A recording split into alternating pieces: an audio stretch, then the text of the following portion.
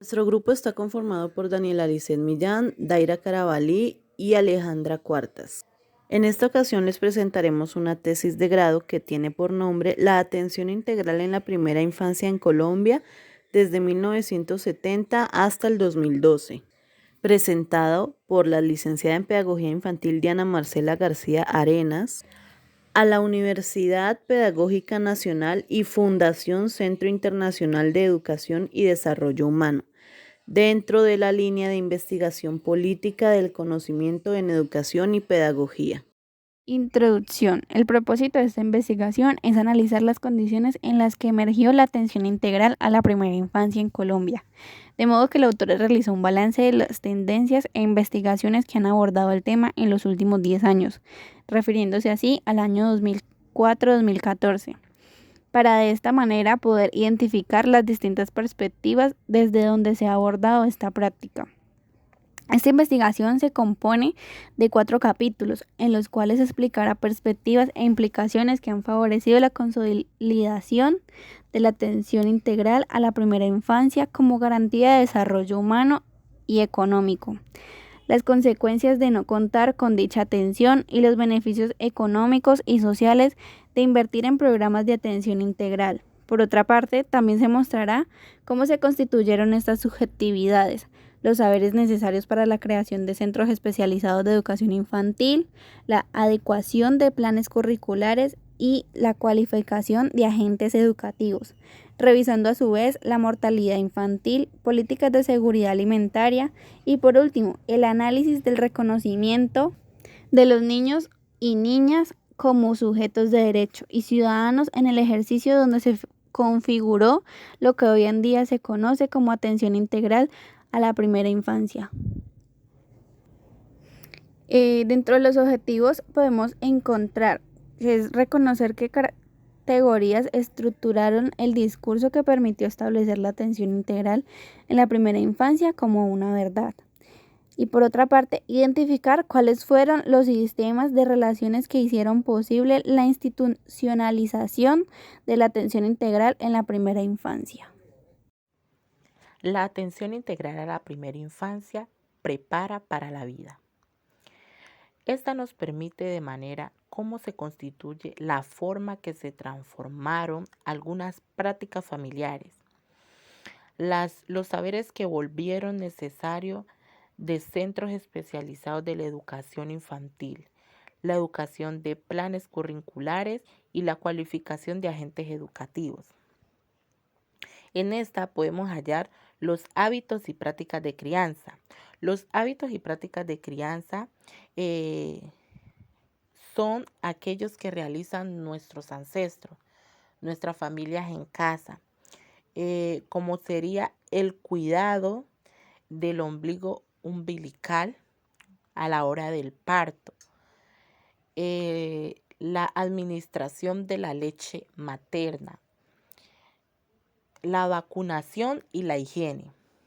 Estas son muy importantes en el desarrollo de los niños, ya que la leche materna son uno de los primeros alimentos que consumen los niños al nacer. Es importante la higiene y la alimentación que tenga la madre, para así fomentar un buen desarrollo en los niños y las niñas. Estas prácticas son utilizadas por medio de culturas, pero hoy en día se ha realizado por otras entidades. En Colombia, por ejemplo, en 1979 se realizó la primera conferencia sobre las familias, infancia, juventud. En ella se plantearía una estrecha relación entre algunas prácticas familiares y la desnutrición y la enfermedad prevalente en la infancia. Es así por medio de estas que los niños deben de tener una buena alimentación en el momento de nacer, ya que la leche materna puede evitar muchas enfermedades en los niños y las niñas.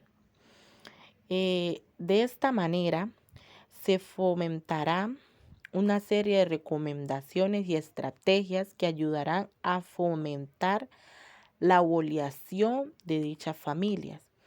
Estas se hacen por medio de capacitaciones, la conservación y la manipulación de alimentos. Es importante saber qué alimentos consumirán nuestros niños, quién maneja el alimento, si la persona está capacitada para manejar esos alimentos.